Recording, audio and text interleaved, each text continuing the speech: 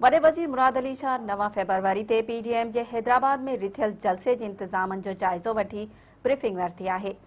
मुराद अली शाह इंतज़ामिया ऐं PP क़यादत के जलसे जा बहितर इंतज़ाम करण जूं हिदायतूं कयूं। वॾे वज़ीर मुराद अली शाह PDM जे 9 फ़रवरी ते रिथियल जलसे जो जाइज़ो वठण लाइ हैदराबाद पहुतो। वॾो वज़ीर हैदराबाद में हटड़ी बाईपास ते PP अॻवाननि सां गॾु जलसे गा पहुतो, जिते हुन जलसे जे इंतज़ामनि ऐं सिक्योरिटी जो जाइज़ो वरितो। वॾे वज़ीर मुराद अली शाह जी सदारत हेठि शहबाज़ बिल्डिंग में इजलास पिणु थियो।